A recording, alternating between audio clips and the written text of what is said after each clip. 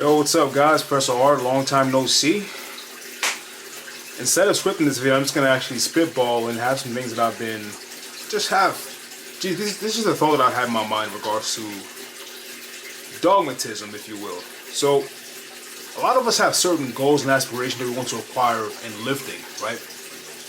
And oftentimes we have, I'd say, the antithesis of what an advocate would be, naysayer, or the opposition. So someone who has an opposing viewpoint to you will always say, like in regards to, let's say you're training something like shoulders, and you're doing like my famous example of, half pressing. Like you're not shoulder pressing all the way down, you're stopping at 90-degree angle, you're putting it back up, and someone who's counteracting that philosophy is telling you, no, you should shoulder press like that. However, from your perspective, you are just simply doing what you feel is best. You're simply doing what works for you in a better way, in a better fashion. This accommodates how you feel, in a sense, right? It's a sensation. This person is the opposition towards that sensation, or the opposition towards how you want to train, right? Now, as far as that's concerned, people might call it a bit dogmatic because you're not willing to see a certain point of view. However, in my humble opinion, a level of dogmatism is needed, like a rudimentary level of dogmatism, like some abysmal level of dogmatism is needed, because you have to be rigid in certain aspects of your training. You can't walk in one day and say, I want to do CrossFit, right? And then the next day you say, oh, I want to train bodybuilding. And the next day you will say, oh, I want to train powerlifting. And this entire LARP, this incohesive way of training was just the end goal in your mind is to be a competitive sprinter.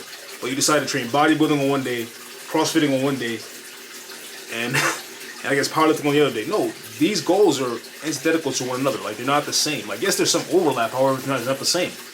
You have to be rigid in the sense where you have a vision and you plan accordingly for that vision. You don't allow yourself to just be manipulated or influenced by other outsourcing factors, such as this YouTube video you watched by this one functional training guy, or this other video you watched by this person who claimed bodybuilding wasn't functional, or being an athletic trainer, training athletically is, it was a meme back in 2015. Remember that meme, guys? Train athletically, train like an athlete. That was a big meme back then, right? And you allow these things to just become your goal. Don't allow these things to become your goal. Now, what made me think of this video was, growing up, there was this complete, just this lack of definition in regards to why people train, in regards to why they train, right? People would simply just, so they had a vision in mind, and it was bodybuilding. And bodybuilding, this compound world was just this, like, initially bodybuilding was just looked upon as just this evil, disgusting work, because we associate it with drug use, with DECA, Clan. You already know where this is going, right? We associated bodybuilding with just this unhealthy lifestyle, this unfunctional, unhealthy lifestyle, this early grave, like you're dying in your 40s. That's what we associate bodybuilding with. But now, we're shying away from that, because we have the Chris Bumsteads of the world. We have all these guys who simply just came in the works. We had, even if you don't think he's natural, we had the David Lays of the world. Well, we had the Zizzes of the world, right? Who push forward with this aesthetics movement, right? And now I'm witnessing this pushback of people just like saying, "Oh, you shouldn't train for function, not perform." It's like, really, bro? We don't all have the same exact goals. We don't have the same things in mind. You don't have to be someone who trains for function specifically to run a 100-meter dash. If you want to train to look good, just train to look good. Like, it's perfectly fine to have these goals. And being rigid is, you're going to need it, because there are people who are going to try to decide your goals for you. They try to decide your destiny for you. And you have to be rigid and dogmatic in the sense where you don't allow that person to stray you from this goal. Like, let's think of a career path or a field you want to get into, right? Let's say if you want to get into computer science and someone's telling you don't get into that because it's so hard. No, fuck that noise. Study diligently, be pragmatic in your efforts, look up the field, look up how saturated it is, and have a clear vision of how to execute that plan. Bodybuilding is the same exact thing, or whatever you want to go through. Now, this is a bodybuilding channel. Now, I will speak from a bodybuilding perspective. Now, there's always going to be your detractors, if you will. I love that word, detractors. You know, Young Ripper talks about them, you know, detractors.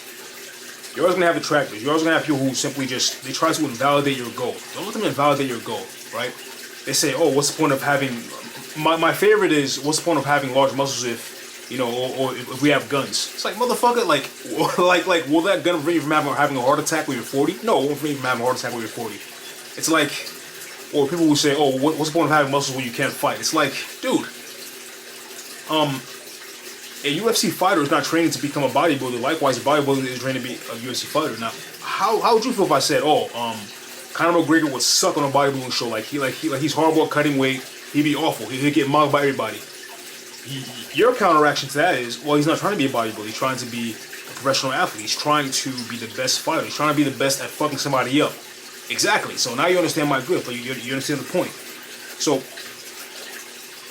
bodybuilding, don't let these people just like twist and turn you and pry you away from that goal. If that's your goal, then stick to that goddamn goal by all means necessary. You know, shrug them off. You know, hell, do what I do. You know, make shitty TikTok memes and post them on Instagram, whatever, and have people just cope and seethe about it, saying that but you need this, and you need that. It's like, no, I don't. I have different goals than you, and I'm simply posting this meme because you're pissing me the hell off. I'm trying to like, well, you're not really pissing me the hell off, but you're just like, you're kind of like an annoying wasp buzzing my ear, and I gotta just swat that wasp somehow, and I use the power of memes to swat that swat that wasp, and then I just witness the barrage of just the debate going back and forth. Well, not really. It's not really that, but I simply just dislike when someone has a goal and they're really, really young, and people will try to track them from that goal, try to influence them to select something that they did not like to, that they personally didn't want to actually be for. It's like these 40-year-old men who they make a lot of money in this field, and in a certain field with you or whatever, like, you know, it could be whatever field, it could be a high-paying field, whatever, it could be a government job, right? And all they do is just do a bunch of paperwork, and they hear a bunch of problems. They're dealing with people that they don't like dealing with people. They're in a field they don't like. However, when they were young, their parents influenced them to get into that field. Now this midlife crisis it forces him to buy a Ferrari. He probably divorces his wife. He doesn't really know who his kids is, right?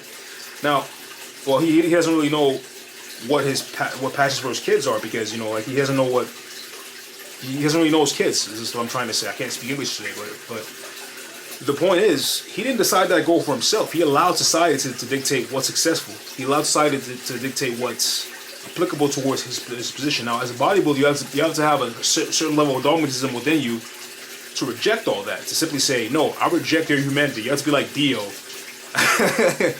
In part 1, where JoJo's like, Dio, you're a vampire, and Dio's like, I reject my humanity. You have to reject their version of humanity. You have to reject their goal they're ascribing to you.